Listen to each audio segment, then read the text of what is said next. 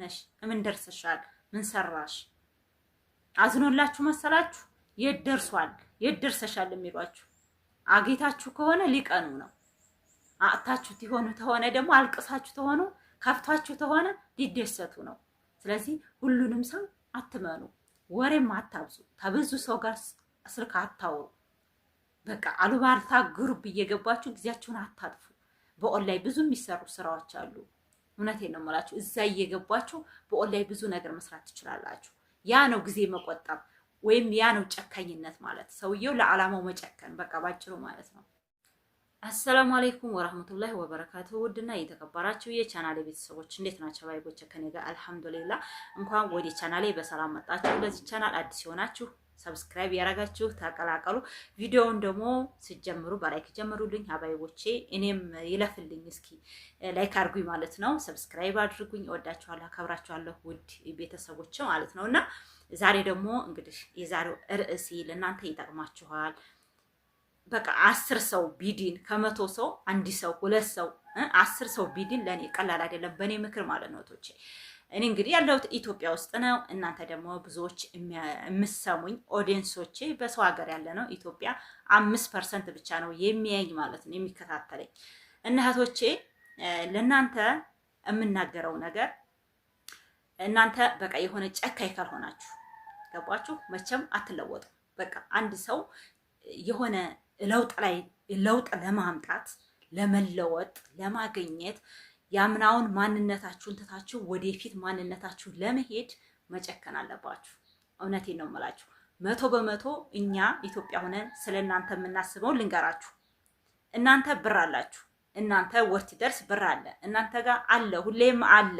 በቃ አለ ብላችሁ ሰውት ማለት ነው። እንደዛ ብለን ነው የምናስበው። ብትልኩልንም እንዲያለ ነው የምናውቀው። በቃ አለ ገባችሁ? ወይም ቆርሳችሁ አስቀረታችሁ ይሆናል፣ ወይም ተሰጥቷችሁ ይሆናል፣ ወይ ደሞዛችሁን ልካችሁ ግማሹን ልካችሁ አስቀረታችሁ በቃ ይሆናል አይደል? እንደምንም ቢሆን እናንተ ጋር አለ። እንደዛ ተብሎ ነው የሚታሰበው ማለት ነው። ስለዚህ ወቅቱ እየጠረረ ተዛሬ ተነገ ሰው እየጨከነ ጊዜው እየጨከነ አብሮ ማለት ነው። ሰው ትጨከነ አብሮ ጊዜውም እየጨከነ ነው። ስለዚህ እናንተ ደግሞ በዚህን ሰዓት ጨካኝ መሆን አለባችሁ። ልክ እንደ ጊዜው ማለት ነው። ልክ እንደኛው አስተሳሰብ እናንተ ማሰብ አለባችሁ። የዋሆች ምናምን አያዋጣም። አሁን ጊዜው የዋህ ለመሆን አያዋጣም። በእርግጥ እኮ ምርጥ ቤተሰብ አለ። እናንተ ሰርታችሁ ተናንተ ብር የማይቀበል ልጅ ለያንቺ ይሁን የሚል ቤተሰብ አለ። ብዙ ግን ተኑሮ አኳያ ተናንተ ለማግኘት ይፈልጋል። በቃ እናንተ ሰርታችሁ ልካችሁ በቃ የሆነ ነገር እንዲያረግ ነው የሚፈልገው። ለእናንተም ይሁን ልጅ ተጎዳች ብሎ ለእናንተም ሊያረግ ይችላል፣ ለራሱም ያረጋል። ገባችኋል? በእርግጥ እኮ ማግኘትን ማንም አይጠላም። እናንተ ልካችሁ ለኛ ለቤተሰቦቻችሁ ብንሰራላችሁ ለራሳችን ብንሰራ ትልቅ ነገር ነው፣ ሁላችንም ያስደስታል አይደል እንዴ? ግን እንደዛ ብለን አይደለም የምናስበው። ሁሌ ያላችሁ ብለን ስለምናስብ እናንተ ደግሞ በእኛ ላይ ምንድነው የተወሰነ መጨከን አለባችሁ። ታልጨከናችሁ የትም አትደርሱ። አሁን ላይ በቃ ማወቅ አለባችሁ። መጨከን ማለት በሰው ላይ መጥፎ ማድረግ አይደለም። መጨከን ማለት ለዓላማችሁ መጨከን ነው። ለበፊቱ ማንነታችሁ የበፊቱን ጥላችሁ ወደፊት ላለው ነገር ተለውጣችሁ። እናት ልጇ ተለውጦ ስታይ ነው ደስ የሚላት። እኔ ልጄን አረብ ሀገር ልኪያት ብር እየላከችልኝ እየበላሁ መጨረሻ ላይ ራቷን ብመጣ ብሩም አልቋል። እኔ የላከችልኝ አልቋል። ለምሳሌ ማለት ነው ወይ ገዝቼበት ይሆን ይችላል የሆነ ነገር አድርጌ ማስበው ትመጣ ይዛ ትመጣለች ብዬ ነው ማስበው። በዛን ሰዓት ራቷን ብመጣ ማስበው እንግዲህ ሁኔታው ይግባችሁ ማለት ነው። ራቷን ብመጣ በቃ አልፈልጋትም በቃ ባጭሩ ማለት ነው። እንደዛ ነው አሁን ጊዜው። ገባችሁ?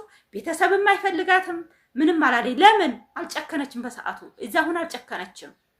ዝም ብላ ትትልክልኝ እኔም የፈለኩትን ሳያደርግ ግማሽ ዱቄት ግማሽ ዘይት ትገዛ ስበላ ጊዜው እየጠረረ ነው።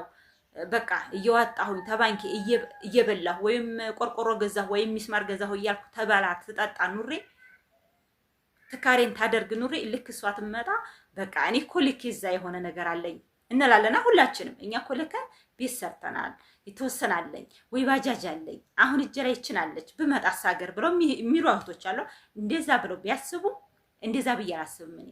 ስለዚህ ልጄ ተመጣች በቃ የራሷ የሆነ ደግሞ ሌላ ነገር መስራት አለባት ብዬ ነው የማስበው።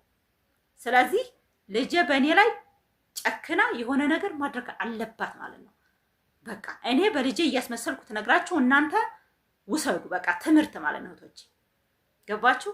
ስለዚህ በጊዜያችሁ ላይ ለራሳችሁ ለነፍሳችሁ አሉ እኮ ለራሳችሁ የማይሉ ተስንት አንዲ ነው። ኮሜንት ላይ ገብታችሁ ብታነቡ ለራሴ የሚሉ በጣም ትንሾች ናቸው። እኔ እኮ ለራሴ ቤት ገዝቻለሁ፣ ለቤተሰቦች ይህንን አላረኩም። ወደ ሀገር ስገቡ ምን መያዝ እንዳለባችሁ ቪዲዮ እሰራለሁ። ብዙዎች ምንድነው ለቤተሰብ እያልን እንዲያሳስበናል። በቃ ሁሉም በቃ ይሄ ነገር እውነት ሙሉ በሙሉ በሚለው ነው ያሳስበናል ይላሉ ማለት ነው። አያሳስባችሁ። እዚህ እናንተ በእጃችሁ ኑሯችሁ ይዛችሁት የመጣችሁትን ነገር ሽቶ የሚሆን የሆነ ነገር ይዛችሁ መጣችሁ ለቤተሰብ ስጡ። አሁን ላይ ደግሞ የሆነ ነገር ልብስ ይዛችሁ ተመመጡ ብር ብትሰጧቸው ነው የሚሻለው። ዝም ብላችሁ መጣችሁ እናንተ ብር ስጧቸው እንዲያው ነው። ግን እናንተ ጨክናችሁ የራሳችሁ ነገር ማድረግ አለባችሁ ታትመጡ በፊት ማለት ነው። እዛ ሆናችሁ አመቱኖቹ እንደሆነ አመት የቤተሰብ ሰጣችሁ የለ ሌላውን ቁርስ አድርጋችሁ አስቀምጡ። ቆርሳችሁ ያስቀመጣችኋን ነገር በጣም ትጠቅማለች። ለምን ሳንቲም አትሆንም? እዛ ስትኖሩ ደግሞ ማስቲካ አትብሉ፣ ምንም አትብሉ። ሁሉንም ነገር ተሷ ግዙ ነው የሚባለው። መዳሞች ግዴታ አለባችሁ። መቼም አሁን ልክ እንደ ኑሮ ተጨካክኗል። እዛም ኑሮ ሲወደድ እዚህም ያው ነው። እዚህኛው ጋር ሲወደድ እዛም መዳሞች ጋር ተወዷል። ግን ሁሉም መዳሞች እኩል አይደሉም። የራሳችሁ የሆነ ነገር አስቀምጣችሁ ሳንቲባችሁን ቆጥቡ። እንዳላችሁም ለማንም አትንገሩ። ገባችሁ? ብር ዘርዝራችሁ ያዙ። በቃ የሆነ ነገር ያዙ ለራሳችሁ የሚሆን ማለት ነው። ስለዚህ ከቤተሰብ መጨከን አለባችሁ። ጨካን ካልሆናችሁ መቼም አትቀየሩ። በቃ እናንተ አምና ይዛችሁት በሄዳችሁ ኑሮ መጥታችሁ ዛሬም ትኖራታላችሁ። በቃ ያ ነው። እኔ አሁን ታስታውስ በቃ አምና ምን ነበረኝ፣ የዛሬ ዓመትን ጊዜ ምንድን ነው ያለኝ፣ ዛሬስ ምን አለኝ? በቃ እስኪ እሰቡ እናንተስ። ከ5 ዓመት በፊት ነው አይደለ አገር የነበራችሁት። 5 ዓመት ሆኗችኋል ወይም 6 ዓመት ሆኗችኋል ወይም 15 ዓመት ልበል። ሁላችሁም የተለያየ ነው አይደለ? የዛን ጊዜ ኢትዮጵያ ሆናችሁ ምን ነበራችሁ? አሁን ላይ ምን አላችሁ? ምን አፍረታችኋል? አንዳንዶቻችሁ ደግሞ ወላሂ ነው የምለው ስንት አለ እህቶቼ፣ በቃ ስንት አለ ብትሰሙ፣ እውነት ስንት በደል አለ በእህቶቻችን ላይ። ቤተሰብ አረባ ነገር እየገዛ አረባ ነገር እያረገላቸው በጣም ብዙ አለ እህቶቼ።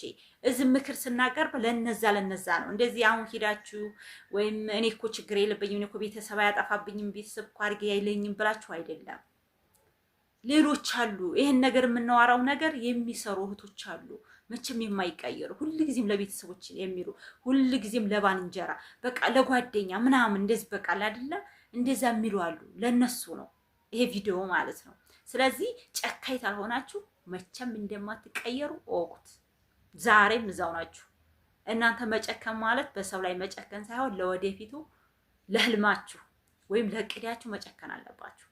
የሆነ ህልም እያሳካችሁ እያላችሁ የሆነ ሰው መጥቶ ገንዘብ ስጡኝ ቢላችሁ መስጠት የለባችሁ። እኔ እኮ አላማ አለኝ፣ እኔ እኮ የሆነ ነገር ላድርግ ነው። በቃ እምቢ ማለትን ልመዱ። ሁሉንም ሰው ለማስደሰት አትሞክሩ። ሁሉም ሰው መደሰትን ይፈልጋል።